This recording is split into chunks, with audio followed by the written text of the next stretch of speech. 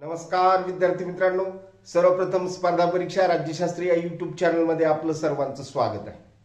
आज आपण विद्यापीठाच्या परीक्षेमध्ये थिअरी उत्तर कसे असावे याबाबतची सविस्तर अशी माहिती पाहणार आहोत, तीही कमीत कमी वेळामध्ये, कमीत कमी शब्दामध्ये, जी की तुमच्या येणाऱ्या परीक्षेसाठीच नाही तर इतर कुठल्याही परीक्षेसाठी महत्त्वाची ठरणार आहे।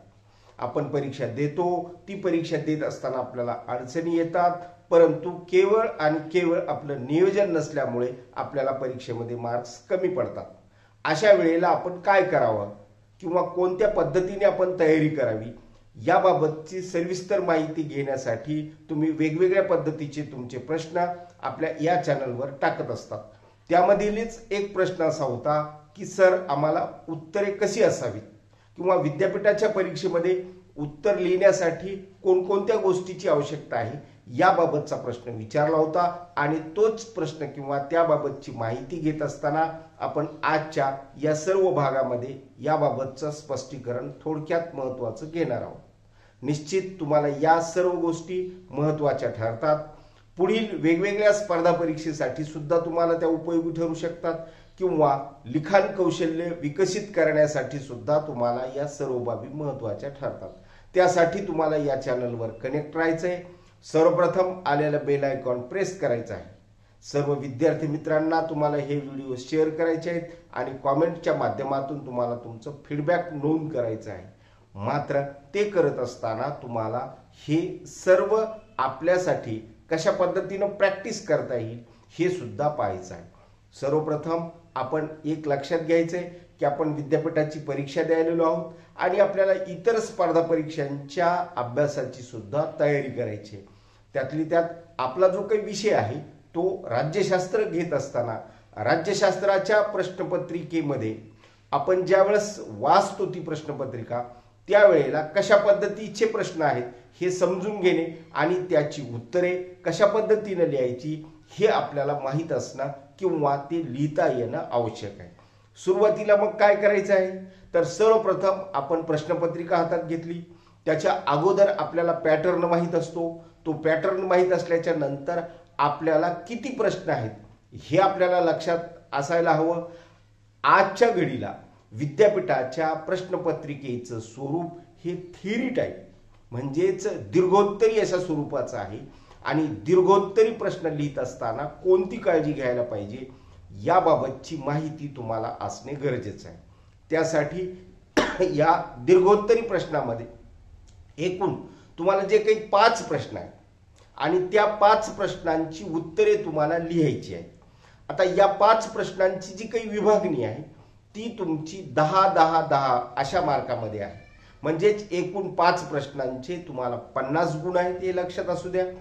त्या 50 गुणाचं जे विभाजन आहे प्रत्येक प्रश्नासाठी 10 गुण आहे आणि ते 10 गुण तुम्हाला मिळवण्यासाठी किमान आपल्याला आपल्या उत्तराच्या माध्यमातून 10 पैकी 8 ते 9 गुण मिळवणे अत्यंत गरजेचं आहे। तेही सोप्या पद्धतीने शिकत असताना सर्वप्रथम आपण काय करायचं आहे तर वेळेचं नियोजन करून घ्यायचं, हे लक्षात असू दे।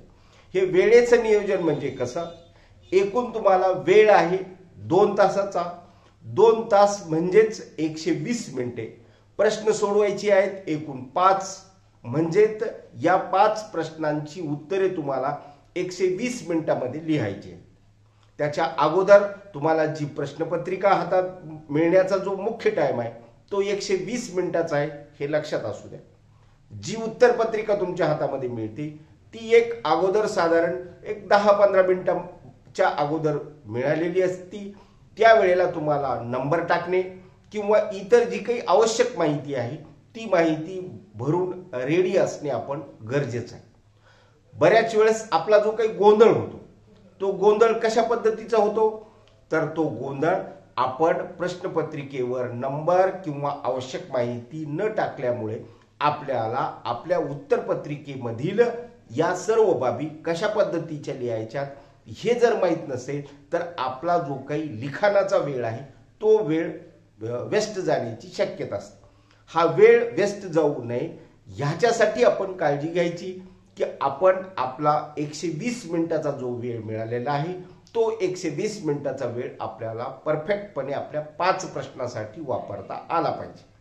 आता 120 मिनिटं असं म्हटल्याच्या नंतर ज्यावेळेस आपल्याला प्रश्नपत्रिका हातात पडते तिथून पुढचे आहे हा लक्षात असू दे. आपण उत्तरपत्रिका लिहित असताना सर्वप्रथम शक्यतोवर क्रमाने उत्तर लिहायची, परंतु येत नसेल तर मग मागे पुढे केलं तरी हरकत नाही, परंतु शक्यतो म्हणालेलो आहे हे लक्षात असू दे. यामध्ये आपल्याला ही जी काही 5 प्रश्न आहेत ती सर्वप्रथम वाचून घ्या.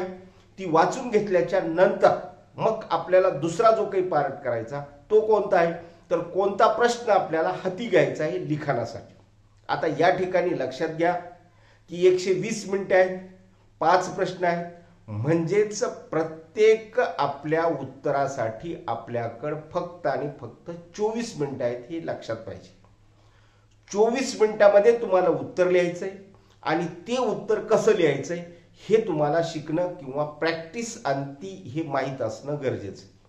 सुरुवातीला आपण ज्यावेळेस घरी ट्युटोरियल करतो, जे लिखाण करत असतो त्या लिखाणामध्ये साधारणपणे आपण 20 मिनिटामध्ये किती वाक्य लिहू शकतो किंवा किती शब्द लिहू शकतो हे सुद्धा आपल्याला माहीत असणं गरजेचं आहे.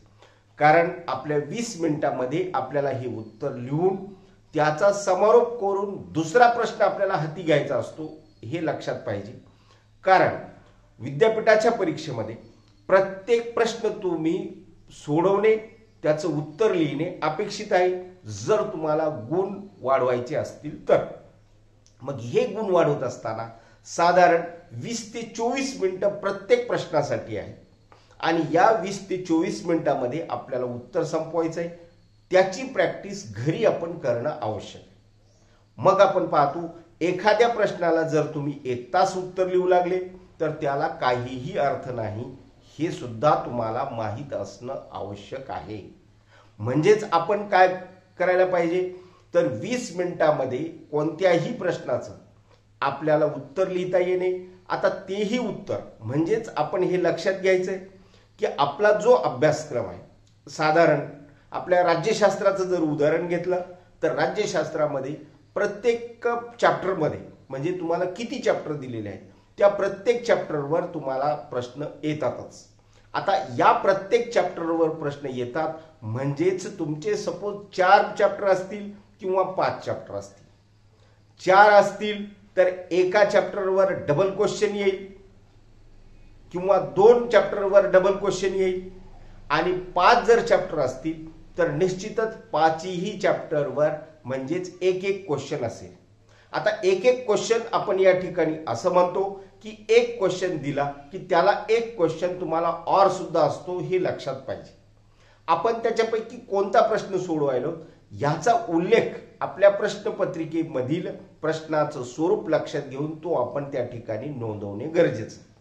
म्हणजे आपण काय लिहायलो, कोणत्या प्रश्नाचं उत्तर लिहायलो हे समोरच्या परीक्षकाला समजून येईल आणि ते समजण्यासाठीच आपल्याला हा सराव करायचा आहे हे आपण लक्षात घ्यावं.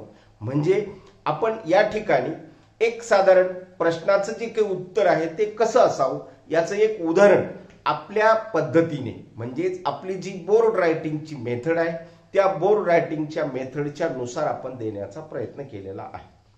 म्हणजे आपल्याला काय पाहिजे तर प्रत्येक प्रश्न आपल्याला सोडवायचा आहे. तो प्रश्न सोडवत असताना प्रत्येक प्रश्नाला किंवा प्रत्येक प्रश्नामध्ये काय उत्तराची अपेक्षा आहे ते समजून घेणे आणि त्यानुसार आपल्याला ही प्रॅक्टिस करणे गरजेचं आहे. आता ही प्रॅक्टिस कशा पद्धतीची आहे हे लक्षात घ्या. सुरुवातीला उदाहरणादाखल आपण काय केलेलं आहे की दीर्घोत्तरी उत्तर लिहित असताना सर्वप्रथम तो प्रश्न समजून घेणे, तो प्रश्न समजल्याच्या नंतर त्या प्रश्नाची जी प्रस्तावना आहे ती प्रस्तावना म्हणजेच उत्तरामध्ये लिहिणे. 1 ते 2 ओळीमध्ये साधारणपणे ही प्रस्तावना तुमची पूर्ण व्हावी. जास्त तुम्हाला पॅरेग्राफ लिहिण्याची अजिबात गरज नाही कारण तुमच्याकडे वेळ किती आहे फक्त 20 ते 24 मिनिट म्हणजे 24च मिनिटे आहे. परंतु 20व्या मिनिटाला जर आपण उत्तराचा समारोप करत असू तर 24 मिनिटापर्यंत तो समारोप होतो हे लक्षात असू द्या. म्हणजे आपल्याला काय करायचंय की प्रश्न कोणताही असो सुरुवातीला प्रस्तावना लिहायची आहे, त्यानंतर दुसरा जो काही पार्ट आहे तो अर्थ आणि व्याख्या. कोणताही प्रश्न असेल त्या प्रश्नाचा जो मुख्य उद्देश आहे तो कोणता आहे, तो अर्थाच्या माध्यमातून असतो. म्हणजे त्याचा जो काही अर्थ आहे तो अर्थ तुम्हाला स्पष्ट करणं अपेक्षित आहे. राज्यशास्त्रांतर्गत प्रत्येक प्रश्नाचं उत्तर लिहित असताना तुमच्या अभ्यासक्रमामध्ये सुद्धा अशाच पद्धतीचं सर्व स्पष्टीकरण दिलेलं आहे की जो जो चॅप्टर तुम्हाला आहे त्या चॅप्टरच्या अनुषंगाने तुम्हाला मीनिंग अँड डेफिनेशन असं प्रत्येक चॅप्टरला जवळपास आहे हे लक्षात असू द्या. ते लक्षात घेताना सुरुवातीला तुम्हाला अर्थ आणि व्याख्या, त्या अर्थ आणि व्याख्येमध्ये सुद्धा अर्थही तुम्हाला 1 ते 2 ओळीमध्ये दिला तरी चालेल, मात्र व्याख्या परफेक्ट ज्या विचारवंताची व्याख्या आहे त्या विचारवंताची व्याख्या तुम्हाला देता आली पाहिजे. साधारण ही व्याख्या 1 किंवा 2 असल्या तरी चालते, कारण तुमचा वेळ खूप कमी आहे. त्या वेळामध्ये तुम्हाला उत्तर लिहायचंय हे लक्षात असू द्या. त्यानंतर तिसरा जो काही पार्ट आहे तो आहे मुख्य तुमच्या उत्तराच्या गाभ्याचा. म्हणजे जे उत्तर तुमचं आहे मुख्य उत्तर आपल्याला लिहिणं आणि त्याचे गुण आपण घेणं हे अपेक्षित आहे. सुरुवातीला या सर्व गोष्टींचं स्पष्टीकरण देत असताना आपण जसं पाहतो की उत्तर लिहित असताना प्रस्तावना लिहिणे, अर्थव्याख्या लिहिणे आणि त्यानंतर मुख्य उत्तराचा गाभा लिहिणे, त्यामध्ये तुम्हाला तुमची कसरत जी तुम्हाला अभ्यासाच्या अंती तुम्ही प्रत्येक सेमिस्टरमध्ये केलेली असते. सेमिस्टरचा भाग या ठिकाणी मुद्दाम सांगणं अपेक्षित आहे. प्रत्येक सेमिस्टरला जसं वेगवेगळे प्रकरणे तुम्हाला आहेत त्या अनुषंगाने जी तुम्ही तयारी केलेली असते ती तयारी तुम्हाला या ठिकाणी दाखवणं आवश्यक आहे. म्हणजे उत्तराचा मुख्य भाग तुम्हाला द्यायचा आहे. याला साधारणपणे उत्तराच्या म्हणजेच मुख्य जे काही प्रश्न आहे त्या प्रश्नाच्या 60% गुण, म्हणजे या ठिकाणी आपण 6 गुण असं जरी दिलेलं असेल तरी कुठल्याही प्रश्नाचे कुठल्याही प्रश्नाबरोबर ज्यावेळेस तुम्ही उत्तर लिहित असतात त्यावर मुख्य मुद्दा जो काही तुम्हाला लिहायचा आहे त्या मुद्द्यासाठी किंवा त्या भागासाठी 60% गुण तुम्हाला त्या ठिकाणी मिळू शकतात, जेणेकरून तुम्हाला उत्तर तुमचं प्रेझेंट करत असताना हे दाखवणं गरजेचं. आता हे दाखवल्याच्या नंतर पुढे म्हणजेच उत्तराचे मुद्दे हे तुम्हाला कुठल्याही भागामध्ये 1, 2, 3, 4 मध्ये असतील किंवा मग त्या एखाद्या प्रश्नाचं उत्तर लिहित असताना तुम्हाला मुद्देच नसतील तर तेही चालेल. म्हणजे जसं उत्तर लिहायचं आहे अभ्यासक्रमामध्ये जो अभ्यासक्रम तुम्हाला दिलेला आहे त्या अभ्यासक्रमाच्या अनुषंगाने ह्या सर्व गोष्टी करणं आवश्यक आहे. आता या गोष्टी झाल्याच्या नंतर मग आपल्याला आपल्या उत्तराची जी काही लेंथ आहे ती लेंथ 20 मिनिटांमध्ये कशा पद्धतीची बसू शकते याचं नियोजन करणे आणि 24व्या मिनिटांमध्ये आपला उत्तराचा जो काही भाग आहे तो कसा संपेल याची काळजी घेणे. त्यामध्ये नेक्स्टचा जो काही आपण या ठिकाणी मुद्दा टाकलेला आहे की मुख्य उत्तराबद्दलची थोडक्यात चर्चा म्हणजे फार काही तुम्हाला चर्चा करायची नाही, परंतु त्या उत्तराच्या समारोपामध्ये तुम्हाला जिकडे जायचं आहे तो समारोप करण्याच्या अगोदर त्या उत्तराबाबतची चर्चा तुम्हाला थोडक्यात करणे अपेक्षित असते. आणि ती चर्चा करत असताना तिथे सुद्धा तुम्हाला परीक्षकाकडून गुण मिळण्याची शक्यता असते. म्हणजे त्याचा अर्थ असा होतो की तुम्हाला प्रश्न समजलेला आहे आणि अभ्यासक्रमाच्या अनुषंगाने तुम्ही ते उत्तर लिहिलेलं आहे. हे जर आपल्याला कळालं तर निश्चितच आपल्या संपूर्ण उत्तराचा इफेक्ट आपल्याला देता येतो आणि त्या इफेक्टकडे जायचं म्हणजेच आपल्याला समारोपाकडे जायचं. म्हणजे मुख्य जे काही उत्तर आहे त्या उत्तराकडून आपल्याला समारोपाकडे जायचं. हे समारोपाकडे गेल्याच्या नंतर मग आपल्याला संपूर्ण आपल्या उत्तरामध्ये आपण काय लिहिलेलं आहे, कशा पद्धतीचं मत व्यक्त केलेलं आहे, कोणत्या गोष्टीला आपण जास्त महत्त्व दिलेलं आहे आणि प्रश्नामध्ये काय विचारलेलं आहे हे तुम्हाला त्या ठिकाणी 2, 3, 4 ओळीमध्ये सुद्धा जरी सांगितलं परंतु त्या ठिकाणी समारोप असं लिहून टाका. म्हणजे काय होईल की तुम्हाला त्या उत्तरामधील प्रत्येक भाग किंवा प्रत्येक भागावर तुम्हाला चांगल्यात चांगले मार्क्स मिळण्याची शक्यता असते. म्हणजेच आपण ज्यावेळेस उत्तराची विभागणी करतो त्यावेळेला थिअरी टाईप ज्यावेळेस प्रश्न असतो त्यावेळेला साधारणपणे अशा पद्धतीनं प्रस्तावना, अर्थ, व्याख्या, उत्तराचा मुख्य भाग, उत्तराबद्दलची चर्चा आणि समारोप अशा 5 गोष्टींमध्ये आपल्याला हे विभाजन करणं आवश्यक आहे. हे विभाजन करत असताना या प्रत्येक गोष्टीसाठी या ठिकाणी आपण काय केलेलं आहे, गुणाची विभागणी सुद्धा साधारण ढोबळमानाने दिलेली आहे. कारण की तुम्हाला गुण तर 10 पैकीच पडणार आहे, परंतु त्या गुणामध्ये साधारण कुठल्या भागावर किती तुम्हाला वेटेज असू शकतं, कारण की हे वेटेज उत्तरपत्रिकेच्या माध्यमातून तुम्हाला दाखवणं आणि त्या माध्यमातून जास्तीत जास्त गुण मिळवून घेणं हे सुद्धा महत्वाचं असतं. म्हणजेच आपल्याला 10 पैकी साधारणपणे 8 ते 9 गुण पडावेत अशी साधारणपणे तुमची अपेक्षा असेल. प्रत्येक प्रश्नाला असे जर गुण पडत गेले तर मग आपल्याला आपल्या उत्तराच्या शेवटामध्ये, म्हणजेच प्रत्येक प्रश्न जर आपला संपला, प्रत्येक प्रश्न आपण जर सोडविण्यासाठी घेतला तर आपल्याला हे गुण एकूण गुणामध्ये 45 गुणापर्यंत, म्हणजे 50 पैकी 45 गुणापर्यंत आपण जाऊ शकतो. आणि हे जाण्यासाठीच तुम्हाला ही प्रॅक्टिस करणं आवश्यक आहे. बऱ्याच वेळा आपलं होतं काय की आपल्या वेळेच्या अनुसार ते प्रश्न सॉल्व्ह होत नाही. मग वेळेनुरूप जर प्रश्न सॉल्व्ह झाले नाही तर एक प्रश्न तुम्ही कितीही चांगला लिहिला असेल किंवा त्याचं उत्तर लिहिलेलं असेल तर तुम्हाला जास्तीत जास्त 9 ते 10च्या पेक्षा गुण तर जास्त पडणारच नाही.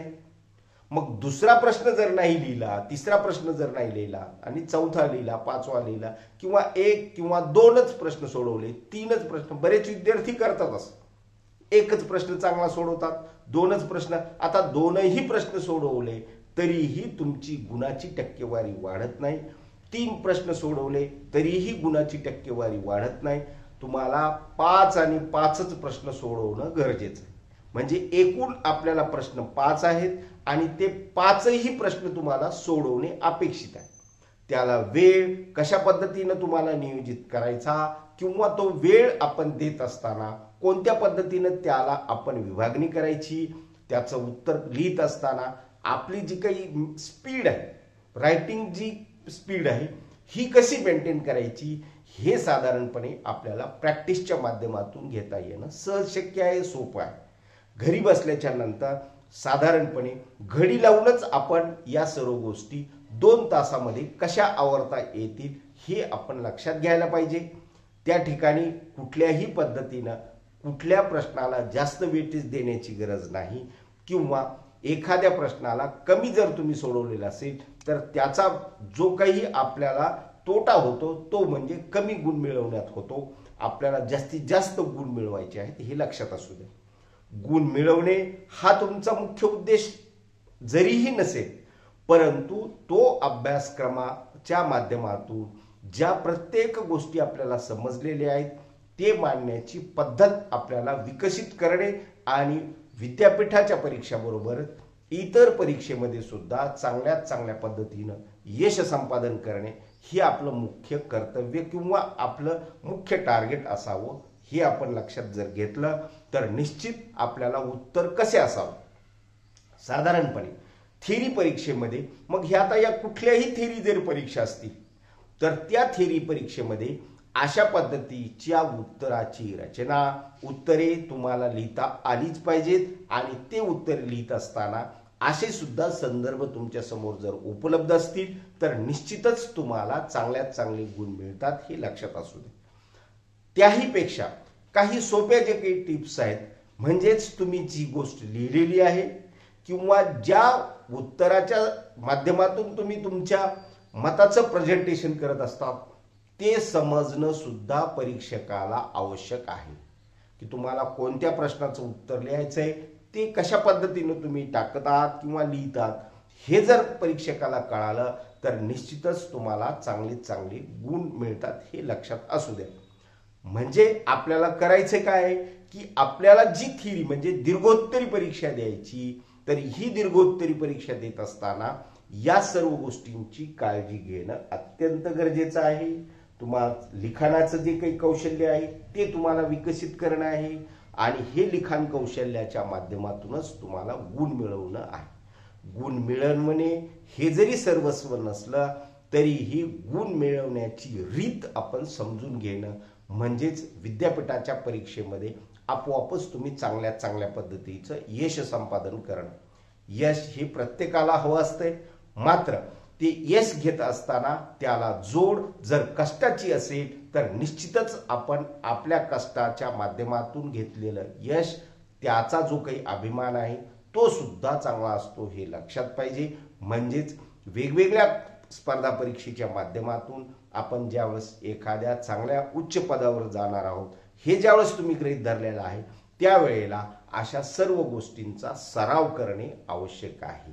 त्यासाठी आपल्या या स्पर्धा परीक्षा राज्यशास्त्र यूट्यूब चॅनलच्या माध्यमातून अशा सर्व गोष्टीवर आपण भर देत असतो, जो की आजच्या या संपूर्ण व्हिडिओचा मुख्य उद्देश तुम्हाला येणाऱ्या ज्या काही सेमिस्टर परीक्षा आहेत त्यामध्ये चांगल्यात चांगल्या पद्धतीचं यश मिळावं यासाठी हे संपूर्ण स्पष्टीकरण.